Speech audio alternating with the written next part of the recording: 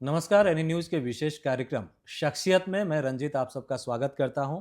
शख्सियत ऐसा कार्यक्रम हम शुरू कर रहे हैं जिसमें हम समाज के विभिन्न वर्गों में विभिन्न क्षेत्रों में काम करने वाले उन लोगों को आपके सामने लाएंगे जिन्होंने अपने अपने क्षेत्र में बृहत्तर काम किया है, अच्छा काम किया है और समाज पर अपना प्रभाव छोड़ा है।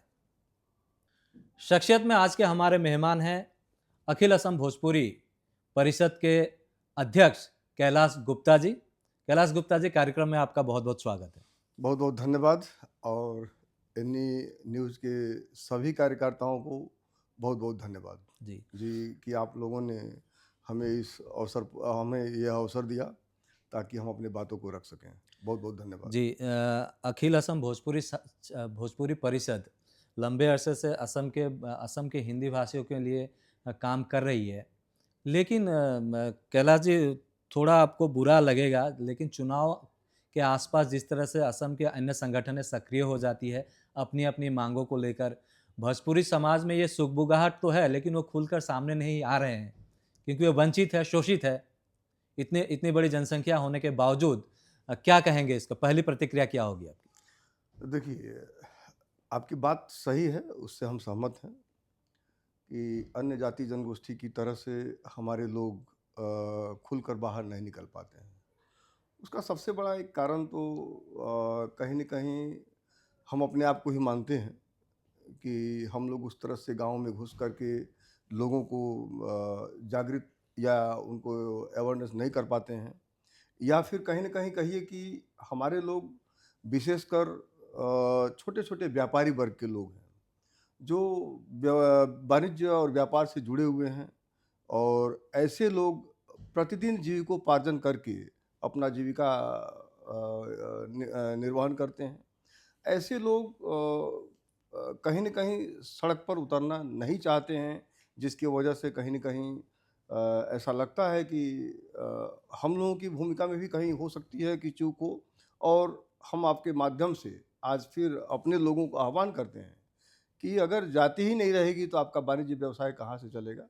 कम से कम आप किसी भी संगठन को, किसी एक संगठन के साथ आप मजबूती से खड़े हों ताकि उसके जो नेतृत्व जो लोग दे रहे हैं, वो लोग भी मजबूती से खड़े होकर अपनी आवाज़ को बुलंदी करके सरकार के समक्ष उसको प्रस्तुत कर सकें। जहाँ तक बृहत्तर असमिया समाज की बात है, इसमें हर जाति जनगोष्ठी का अहम योगदान होता है बृहत्तर असमिया समाज, मजबूत असमिया समाज बनाने के लिए। लेकिन इतिहास के पन्नों को जब हम पलटते हैं तो देखते हैं कि जो हिंदी भाषी समाज खासकर उत्तर प्रदेश से आए हैं, बिहार से आए हैं, राजस्थान से, पंजाब से आए हैं, इनके साथ एक राजनीतिक तौर पर भी और सामाजिक तौर पे भी एक भेदभाव रहा है। असम आंदोलन का वो दौर, उसके बाद अल्फा का दौर। हालांकि केंद्र में भाजपा की सरकार आने के बाद और राज्य में भाजपा की सरकार आने के बाद ये कहा जा रहा है कि सबका साथ सबका विकास। बावजूद इसके इतना अभयदान के बाद, क्योंकि अभी तो एक्सट्रीमिस्ट का या उग्रवाद की समस्या भी नहीं है, बावजूद इसके जो यहाँ बरसों से रह रहे हैं, बहुत से लोगों को नहीं मालूम होगा असम के कई जगहों में ऐसे गांव हैं जहां पे बिहारी समाज के लोग रहते हैं, बरसों से रह रहे हैं और बिल्कुल ग्रामीण जीवन जीते हैं, खेती करते हैं। बावजूद इसके ये डर क्यों नहीं जा रहा है? देखिए, असम एक ऐसा प्रांत है, एक ऐसा राज्य है कि ये बहुत ही सुंदर राज्य है। हम सिर्फ़ असम में ही नहीं, हम कई विदेशों में भी कई जगह जा चुके हैं। भारतवर्ष के कई राज्यों में जा चुके हैं। असम जैसा सुंदर राज्य तो कहीं है ही नहीं। चाहे वो नेचुरल ब्यूटी कहिए, चाहे वो नेचुरल रिसोर्सेज़ कहिए। भरपूर मात्रा में खनिज यहाँ पर पाई जाती है। और आप जिस क्षेत्र में जाएँ वही सुंदरता से भरा हुआ है, हरियाली से भरा हुआ है। और यहाँ के जो लोग हैं, आप अगर यूँ कहें कि यूनिटी इन डाइवर्सिटी, वो भी हमको यहीं देखने को मिलती है। जी। असम एक ऐसा राज्य है, जहाँ भारतवर्ष का कोई भी ऐसा जाति नहीं छूटा होगा, जो यहाँ नहीं है। हर जाति जनगोष्ठी, हर भाषा-भाषी के लोग यहाँ आपको मिलेंगे और सब एक साथ मिल कर के बहुत प्रेम से रहते हैं और इसका विकास में सर्वांगीण विकास में अपना योगदान भी देते हैं। ठीक उसी तरह से असम में रह रहे 36 लाख भोजपुरी। अब 36 लाख भोजपुरी की बात आई तो बीच में एक बात और रख देता हूँ। कहीं-कहीं से टिप्पणी आता है कि आप 36 लाख क्यों बोलते हैं, कैसे बोलते हैं? 36 लाख हम लोग इस तरह से बोलते हैं कि 2011 का जो सेंसस था, जो जनगणना था, उस समय लगभग 7% हमारे लोग थे। उसी उस प्रारूप को ही मानते हुए हम आज सिर्फ 10% ही मानते हैं अगर, तो 10% के हिसाब से भी हम तो 36 लाख मानते हैं, लेकिन इससे अधिक हमारी जनसंख्या आसाम में है, जो आज से नहीं है, सदियों से रह रहे हैं, ब्रिटिश काल से रह रहे हैं। आप ब्रिटिश काल से देखे होंगे कि असम में ब्रिटिश काल में लोग गिरमिटिया मजदूर के रूप में असम में आए थे। कोई रेल पटरी बनाने आया था, कोई चाय बागान की खेती करने आया था। इस तरह से लोग यहाँ रच बस गए और रच बस करके असम को ही अपनी जन्मभूमि, अपनी मातृभूमि, अपनी कर्मभूमि मान ली।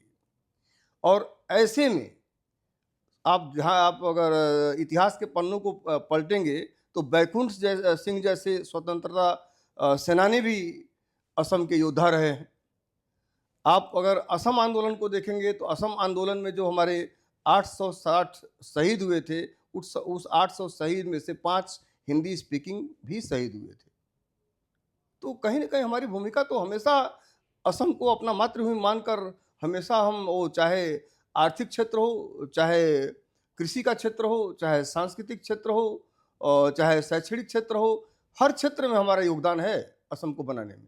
असम की जो मूलभूत संरचना है उसको खड़ा करने में भी हमारे लोगों का योगदान है, खून पसीना इसमें जुड़ा हुआ है। और ऐसे समय में सौतेलापन व्यवहार कहीं न कहीं चुभता है।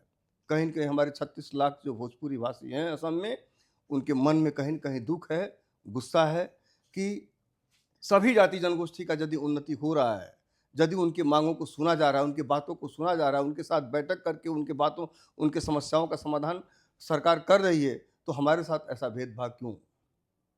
जी, ऐसा सवाल तो मेरा यही है जी, कि भेदभाव क्यों है? क्योंकि शीतकालीन सत्र में भी उम्मीद की जा रही थी कि कुछ घोषणाएँ हो सकती जी, है, जी। लेकिन झुनझुना थमाने की जब बात आती है, तो उसमें कम से कम झुनझुना तो मिलता है, लेकिन झुनझुना भी नहीं मिला। हाँ, वो भी नहीं मिलता है।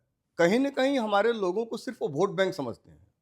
इसलिए हम लोग आपके माध्यम से हमारे जो भोजपुरी भाषी हैं, जो हिंदी स्पीकिंग लोग हैं, उनको आह्वान करना चाहते हैं कि आप सतर्क होइए, जानिए और वोट बैंक मत बनिए। और आशा करते हैं कि असम के माननीय मुख्यमंत्री सभी जाति जनगोष्ठी की मांगों को पूरा करते हैं, उनकी बातों को सुनते हैं। हमें पूर्ण विश्वास है कि इस दिसंबर महीने में ज़रूर हमारे साथ चर्चा होगी और कुछ न कुछ हमें अच्छा संदेश मिलेगा, ऐसा उम्मीद है। क्योंकि आपको बता दूं कि माननीय मुख्यमंत्री से कम दर्जनों बार हमने स्मारक पत्र दिया है और दर्जनों बार हम उनसे बैठक किए हैं और अपनी समस्याओं को बताए हैं। हम कोई नई मांग नहीं कर रहे हैं, हमें जो पहले मिलता था हम उसी को मांग रहे हैं। जैसे कि पहले जाति प्रमाण पत्र सभी को मिलता था, वो चाहे कानू, कलवार, हलवाई, कोयरी, भगत, कुशवाहा, बहुत सारी ऐसी जातियाँ हैं हमारी जिनको पहले मिलता था, आज नहीं मिल रहा है।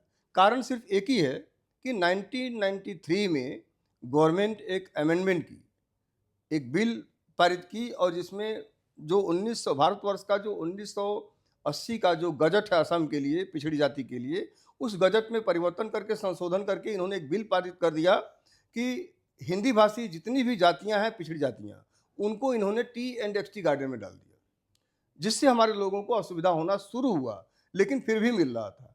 2020 में आदिवासी छात्र संस्था इन लोगों ने केस किया कि हमारे संविधान का, हमारे अधिकार का हनन हो रहा है, इसलिए सरकार इस पर बैन लगाना शुरू की। और बैन नहीं कह सकते हैं एक्चुअली, जब इस क्राइटेरिया को या प्रमाण पत्र को जब कोई स्टूडेंट लेना चाहता है तो सबसे पहले पिछड़ी जाति का जो एसोसिएशन है, उस एसोसिएशन के पास जाता है और वो सर्टिफिकेट काटते हैं एक लिस्ट को देख करके, असम का जो सूची है उसको देख करके, और उन लोगों का कहना होता है कि आपकी जो जाति है वो T and x tea garden में है, आप T and x tea garden से जा करके लिखवा के लाइए, एनओसी लेके आइए, तब आपको मिलेगा। हम उसी अमेंडमेंट को चाहते हैं कि आदिवासी का जो लिस्ट है उसको अलग किया जाए, क्योंकि उनको ही उनका अधिकार मिलना चाहिए, उनके अधिकार को हम क्यों लेंगे? इसलिए, और हमारा जो अधिकार है वो हमें मिलना चाहिए, जिससे हमारा छात्र छात्राएं वंचित हो रहे हैं।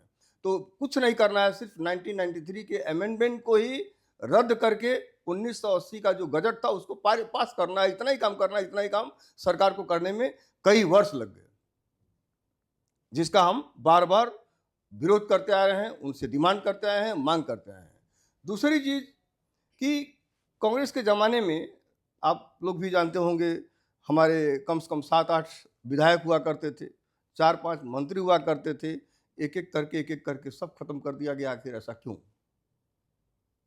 1996 में एक अल्पसंख्यक माइनॉरिटी डेवलपमेंट बोर्ड गठन, लिंग्विस्टिक माइनॉरिटी डेवलपमेंट बोर्ड गठन किया गया था, जो सिर्फ 2 जातियों के लिए था, हिंदी स्पीकिंग और बंगाली स्पीकिंग।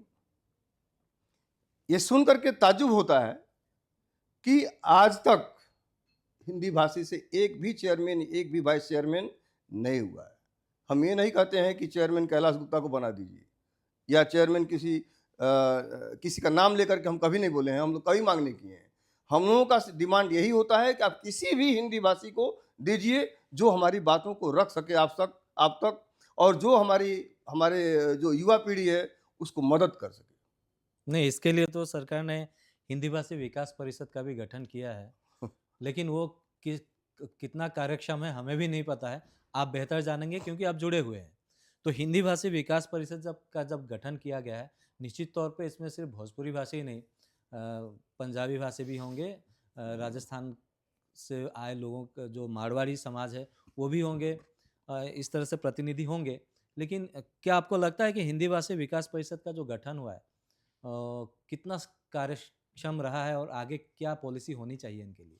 हम हिंदी भाषियों की दुर्भाग्य कहिए, 2009 से अखिल असम भोजपुरी परिषद का ये डिमांड रहा है कि असम में अन्य जाति जनगोष्ठी की तरफ से हमें भी भोजपुरी डेवलपमेंट काउंसिल चाहिए, क्योंकि हिंदी भाषी डेवलपमेंट काउंसिल बोलने से, हिंदी स्पीकिंग डेवलपमेंट काउंसिल बोलने से उसमें सिर्फ भोजपुरी भाषी नहीं आते हैं, उसमें राजस्थान, हरियाणा और भी अन्य, मध्य प्रदेश, सभी जितने भी लोग हिंदी बोलते हैं सब आ जाते हैं। तो उसमें आइडेंटिफाई करना या किसी वर्ग विशेष का डेवलपमेंट करना, विकास करना, ये थोड़ा सा दिक्कत वाली बात आती है। इसलिए हम लोगों ने मांगा था कि अन्य जाति जनगोष्ठी की तरफ से हमें भी भोजपुरी डेवलपमेंट काउंसिल दीजिए, और भोजपुरी डेवलपमेंट काउंसिल यदि हम लोगों को मिलता, किसी अच्छे व्यक्ति को उसमें किसी को चेयरमैन दिया जाता, तो कम से कम, और तो कुछ नहीं होता, लेकिन हमारे जो गरीब बच्चे हैं, ऐसे गरीब बच्चों को हम, एक बहुत ऐसे टैलेंटेड बच्चे हैं जो फीस की वजह से आगे पढ़ नहीं पाते हैं, उनको हम पढ़ने में सुविधा दे सकते। बहुत ऐसे बच्चे हैं जिनको एपीएससी, यूपीएससी वो एग्ज़ाम क्रैक कर सकते हैं, लेकिन उनको सुविधा नहीं मिलता है, उनको मार्गदर्शन नहीं मिलता है। कम से कम एपीएससी, यूपीएससी का कोचिंग तो सेंटर यहाँ हम लोग चलवा सकते, लेकिन ऐसा कुछ भी नहीं। उसको कांग्रेस सरकार जाते जाते हिंदी स्पीकिंग डेवलपमेंट काउंसिल दी हम लोगों को।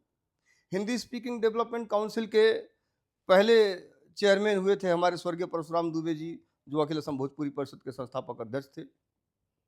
उन्होंने कुछ दिन तक बहुत अच्छा चलाया, लेकिन उनके जाने के बाद आज बीजेपी की सरकार के समय में आज हिंदी स्पीकिंग डेवलपमेंट काउंसिल कहाँ है, किस अवस्था में है भी या नहीं, ये किसी को पता नहीं। जी, सवाल तो कई सारे हैं और आपके पास फिर आएंगे, लेकिन फिलहाल रुकेंगे एक छोटे से ब्रेक के लिए। ब्रेक के बाद जब आएंगे कैलाश गुप्ता जी से कुछ कड़े सवाल पूछेंगे, जाइएगा नहीं।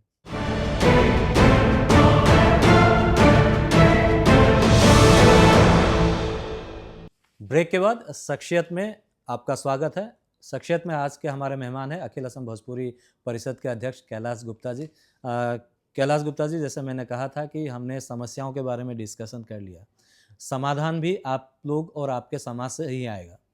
लेकिन जहाँ तक भोजपुरी भाषी, हिंदी भाषियों की हम बात देखते हैं, जैसे मारवाड़ी समाज अपने बहुत अच्छा काम कर रहा है असम में हर क्षेत्र में, लेकिन उनका जुड़ाव क्लियरली मुझे कहना पड़ेगा, जो असम की जो मूल भूमिपुत्र है या खिलंजिया लोग हैं, उनके साथ उस तरह का जुड़ाव नहीं रहा है। ऐसा नहीं है कि इतिहास में नहीं है, क्योंकि ज्योति प्रसाद अग्रवाला की फैमिली ने बहुत कुछ किया था और वही लीगेसी लेके चल रहे हैं।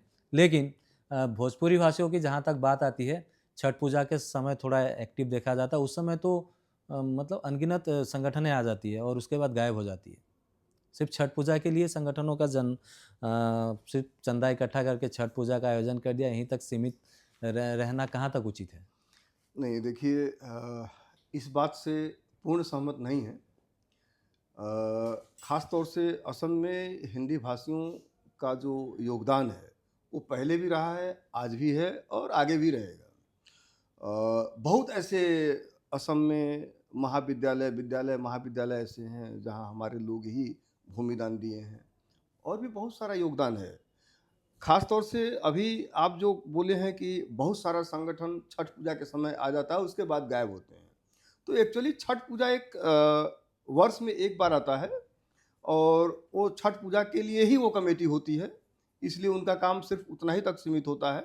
लेकिन अन्य संगठन, हिंदी भाषी संगठन, बहुत सारे संगठन हैं, सब लोग अपने अपने क्षेत्र में कुछ न कुछ कर ही रहे हैं। मैं किसी का अवहेलना नहीं करूँगा और करने का मेरा अधिकार भी नहीं है। सब लोग चाहते हैं कि हम अपने जाति के लिए कुछ करें और सब लोग प्रयास कर रहे हैं और करना भी चाहिए। ठीक उसी कड़ी में अखिल असम भोजपुरी परिषद शुरू से ही प्रयास में रहती है कि हम जो चावलुंग चुकापा का बौर अखम, जो उनका सपना था कि सभी जाति जनगोष्ठी को लेकर के एक साथ चलना, असम में असमिया भाषा उन्होंने ही दिया था, इसलिए हम लोग उसमें विश्वास करते हैं और चावलुंग चुकापा के आदर्शों को मानते हैं और बौर अखम में अपना भी योगदान देने का हम लोग सदैव प्रयास करते हैं। उसी प्रयास में असम का जो भी समस्या है, हम लोग कोशिश करते हैं उसमें हम लोग सहभागी बने। और ठीक उसी तरह से आपने देखा होगा कि यहाँ समन्वय बनाने के लिए, या हम भी असम और असमिया को प्यार करते हैं, असम असमिया को सम्मान करते हैं, उस कड़ी में असम का सबसे महत्वपूर्ण होता है जातीय उत्सव है बिहू। और बिहू के समय हम लोग भी अखिल असम भोजपुरी परिषद जगह जगह पर कहीं बिहू खुद ही हम लोग बिहू उत्सव मनाते हैं। और ख़ास तौर से मार्घेरिटा में, शिवसागर में, ऐसे बहुत जगह पर अखिल असम भोजपुरी परिषद के बैनर पर ही 1 हफ्ता का या 15 दिन का बिना मूल्य बिहू नाच कर्मशाला का भी आयोजन हम लोग करते हैं, ताकि असम का जो संस्कृति है, असम का जो कला संस्कृति है, अपने बच्चों को हम सिखा पाएँ। और अपना जो कला संस्कृति है, चाहे वो झिझिया है, छठ है और भी बहुत सारा लोक संस्कृति है, उसको यहाँ के जो लोग हैं, यहाँ के जो असमिया हमारे भाई बहन हैं, उनको हम सिखा सकें, कला का आदान-प्रदान हो, संस्कृति का आदान-प्रदान हो, उस दृष्टि में हम लोग काम करते हैं, नहीं, हमेशा करते हैं। आपने कहा कि उस असमिया समाज के साथ नज़दीकी संस्कृति को अपनाने में, उनके संस्कृति को आगे बढ़ाने में अ, समाज काम कर रहा है, हिंदी भाषी समाज। तो फिर शुरुआत में आपने कहा था कि अपने जो राजनीतिक अधिकार है, उसके लिए आने में डरते हैं लोग। नहीं, डरते नहीं हैं, चाहते हैं, लेकिन क्या है कि कहीं न कहीं सरकार को हम दोषारोपण करेंगे, क्योंकि पहले 6-7 मंत्री हुआ करते थे, विधायक हुआ करते थे, आज उस सीट को क्यों काटा गया? तो कहीं न कहीं तो सरकार दोषी है और कहीं न कहीं हमारे जो लोग सरकार के साथ जुड़े हुए रहते हैं, जो राजनीति में सक्रिय राजनीति करते हैं, वो अपनी बातों को रखने में कहीं न कहीं तब पीछे रहते हैं। ये 2 ही कारण हो सकता है। उस राजनीतिक क्षेत्र में संगठन का बहुत ज़्यादा भूमिका हम नहीं निभा पाते हैं।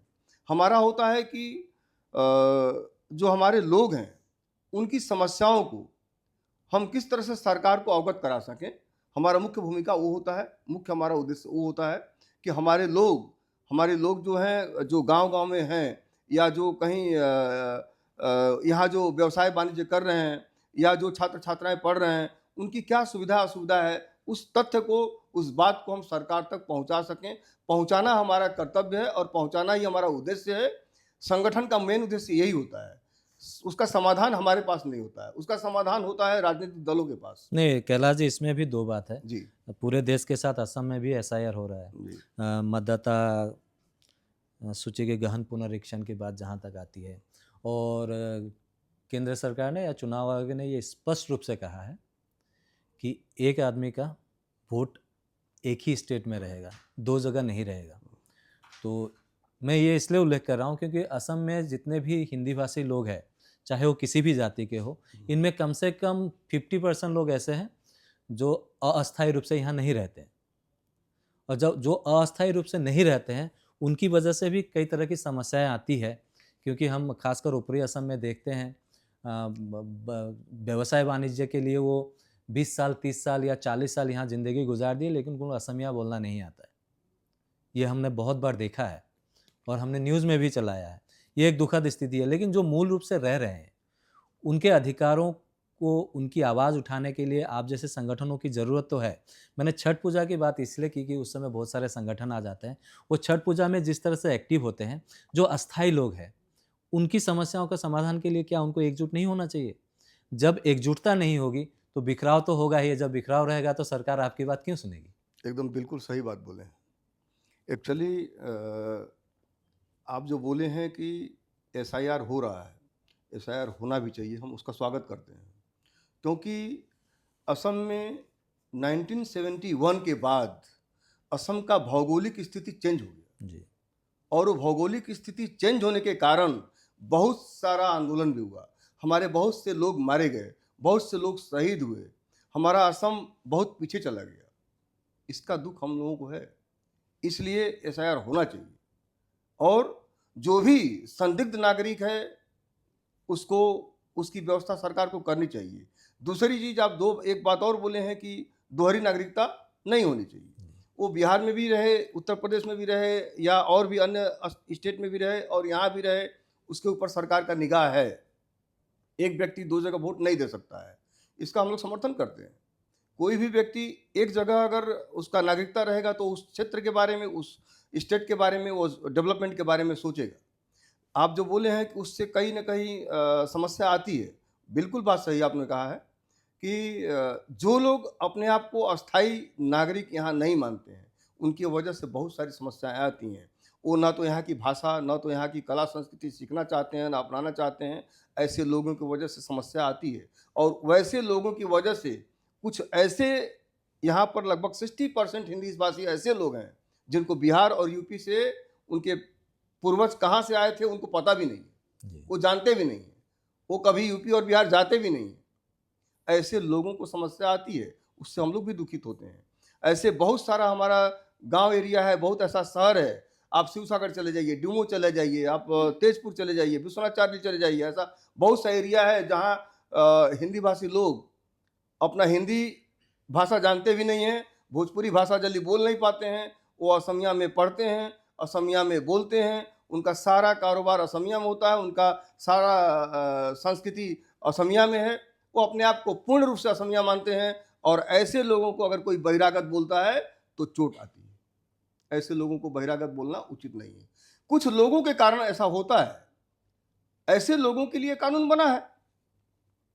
किसी एक व्यक्ति के लिए हम पूरे जाति और पूरे समाज को गाली नहीं दे सकते। ऐसे व्यक्ति को चिन्हित करके सरकार के हवाले करना चाहिए और कानूनी कार्रवाई करनी चाहिए। लेकिन आप बोल रहे हैं कि ऐसे व्यक्तियों जो भारतीय है जी, ऐसे व्यक्तियों को चिन्हित करना चाहिए। जी, सरकार तो संदिग्ध नागरिकों की भी शिनाख्तकरण करने में अब तक असफल रही है। जी, ये बोलना पड़ेगा क्योंकि ये विधानसभा का तथ्य है। जी, पिछले 5 साल में कितने विदेशी शिनाख्त हुए, कितने को डिपोर्ट किया गया, ये हमारे सामने है क्योंकि विधानसभा का तथ्य है।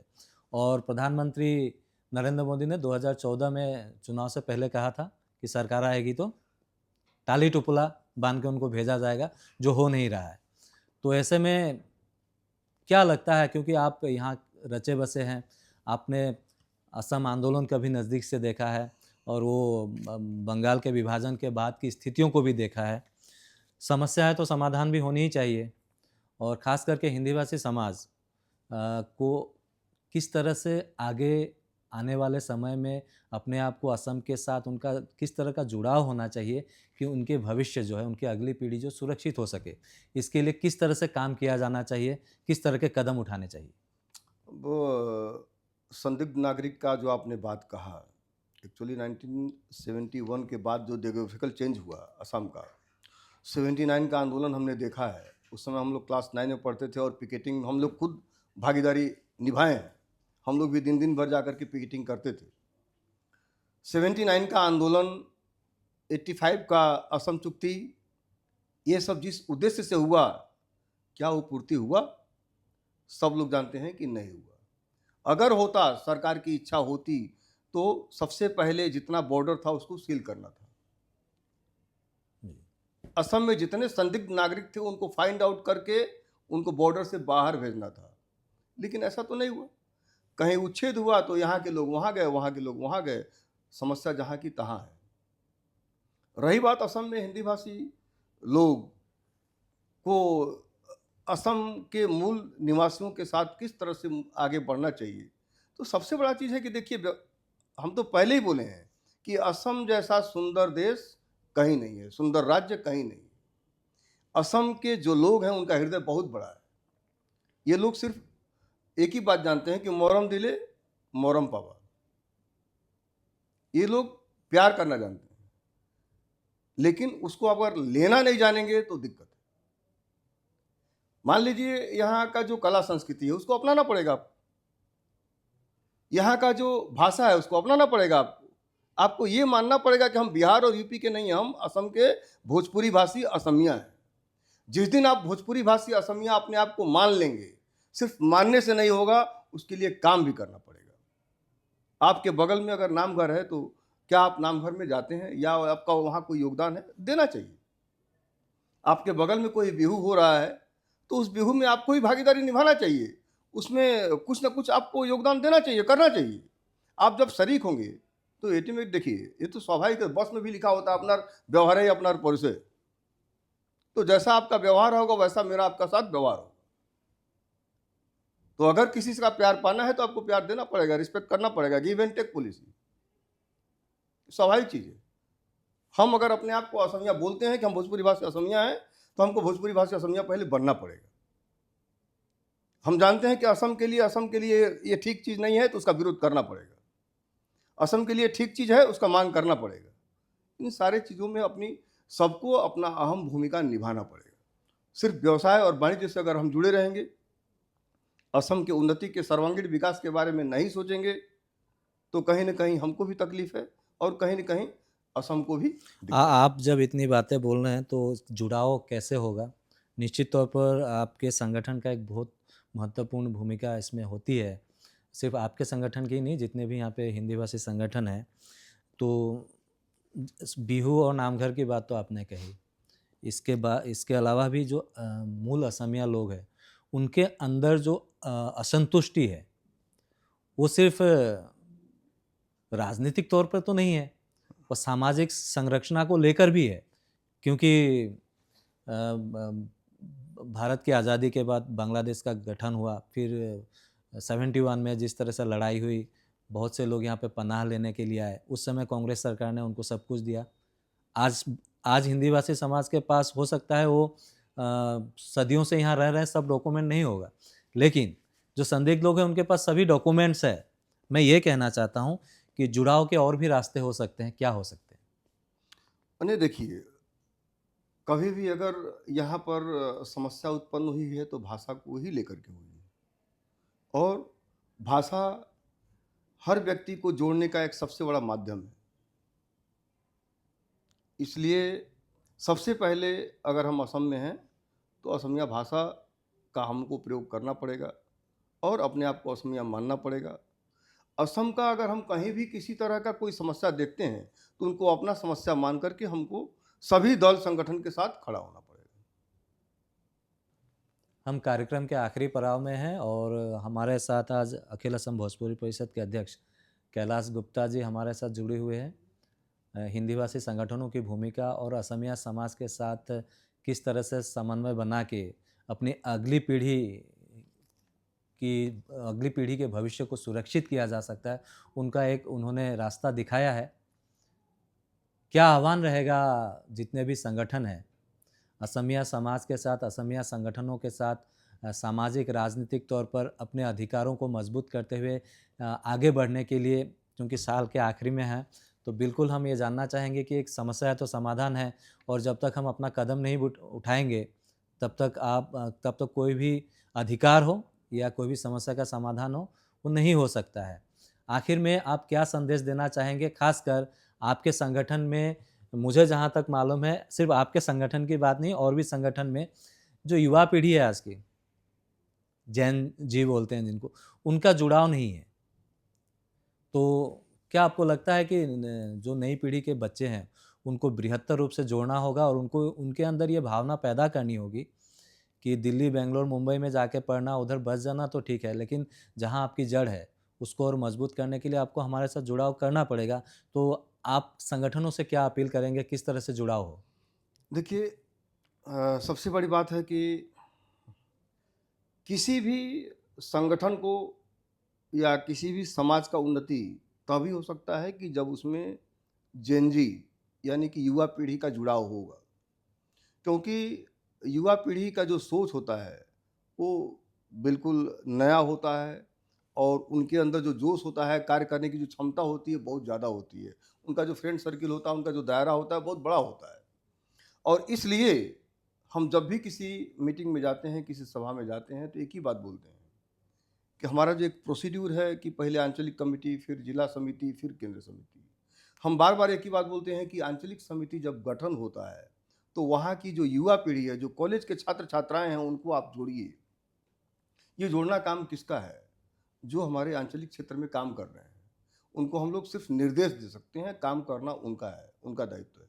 उनको जोड़ना पड़ेगा और जो युवा पीढ़ी है उनको भी जुड़ना पड़ेगा। वो लोग जब सभा समिति होती है तो वो लोग दूर भागना चाहते हैं। उनको सोचना पड़ेगा कि आने वाले समय के भविष्य वो लोग हैं। वो लोग हमारे असम के धरोहर हैं। वो हमारा जो युवा पीढ़ी है वो असम का भविष्य है, देश का भविष्य है। उनको अपने कला संस्कृति के बारे में, असम के कला संस्कृति के बारे में जानना होगा। वो जब संगठन के नज़दीक आएंगे तो जानेंगे, जुड़ेंगे, उनका जुड़ाव बढ़ना चाहिए। हम बार बार अपील करते हैं और इसलिए जो हमारे व्यावसायिक वर्ग हैं उनसे भी हम अपील करते हैं कि यदि आपका जाति ही सुरक्षित नहीं रहेगा तो आप क्या व्यवसाय वाणिज्य करेंगे। असम में जितने भी संगठन हैं उन सभी संगठनों को, जिसको आप अच्छा पाते हैं उसके साथ जुड़िए, संगठन को मजबूत कीजिए ताकि आने वाला समय आपका सुरक्षित रहे। इसी क्रम में कल बहुत दिनों से हमारा एक प्रयास था कि असम में हिंदी भाषियों का लगभग 28 संगठन है। उस 28 संगठनों को कैसे हम एक साथ लाएं, बहुत दिनों से हमारा एक प्रयास था। तो ये प्रयास बीच में कलवार समाज के अध्यक्ष संतोष जायसवाल जी ने भी हमको अपने मन की बात कही। हम लोगों ने मिलकर के प्रयास किया और इसमें हम सफल भी हुए। और कल हमारा एक बैठक भी हुआ था इन सारे समस्याओं को लेकर के, सारे मुद्दों को लेकर के। आशा है कि कुछ कुछ समस्याओं का समाधान मुख्यमंत्री जी के द्वारा होगा। अगर नहीं होगा तो फिर तो कुछ सोचना पड़ेगा। क्या सोचेंगे? दिसंबर के आखिरी में आप मुख्यमंत्री से मिलने वाले हैं और इससे पहले भी कई बार स्मारक दे चुके हैं। अगर मुख्यमंत्री आपके संगठन की बात या हिंदी भाषियों की मन की बात को नहीं सुनते हैं, तो अगला कदम क्या होगा? नहीं, इसलिए हमने कल मीटिंग में स्पष्ट रूप से कहा है कि हम लोग मुख्यमंत्री जी के साथ मतलब स्मारक पत्र देने नहीं जाएंगे। अगर चर्चा होगी, हर मुद्दाओं पर चर्चा के लिए बुलाएंगे, समय देंगे तो हम लोग जाएंगे। चर्चा होगा, चर्चा में हमको विश्वास है कि कुछ मुद्दाओं को सुलझाया जाएगा। अगर नहीं सुलझाया जाएगा तब तो फिर हम लोग बाउंड हैं। हम लोग भी मानते हैं, पूरा देश मानता है कि भारतवर्ष के लिए सनातन जरूरी है, लेकिन इसका ये मतलब नहीं कि अगर आप हमारे अपेक्षाओं को, हमारे आकांक्षाओं को हमेशा अगर अवहेलित करते रहेंगे तो फिर समर्थन मुश्किल है। तो असम सरकार और मुख्यमंत्री को ये स्पष्ट संदेश भोजपुरी परिषद की ओर से कि अगर उनकी समस्याओं को नहीं सुना गया तो 2026 में जो चुनाव होने वाले हैं उसके खिलाफ जाएंगे, स्पष्ट रूप से कह रहे हैं। और हम ये आशा करते हैं कि मुख्यमंत्री चूँकि हर वर्ग की बात सुनते हैं और समय भी देते हैं, तो हमें भी उम्मीद है कि मुख्यमंत्री 36 लाख हिंदी भाषियों की जो मूलभूत समस्या है उसको लेकर भी काम करेंगे। कैलाश गुप्ता जी को बहुत बहुत धन्यवाद हमारे साथ जुड़ने के लिए। बहुत बहुत धन्यवाद आपको भी कि आपने इतनी बातों को स्पष्टता से कहने का अवसर दिया और इस माध्यम से हमारे मुख्यमंत्री और हमारे सभी लोगों को यह बात पहुंचे, इसके लिए बहुत बहुत धन्यवाद। तो आप देख रहे थे शख्सियत, और हम अगली बार जब आएंगे तो एक नए शख्सियत को आपके सामने पेश करेंगे। रंजीत को दीजिए इजाज़त।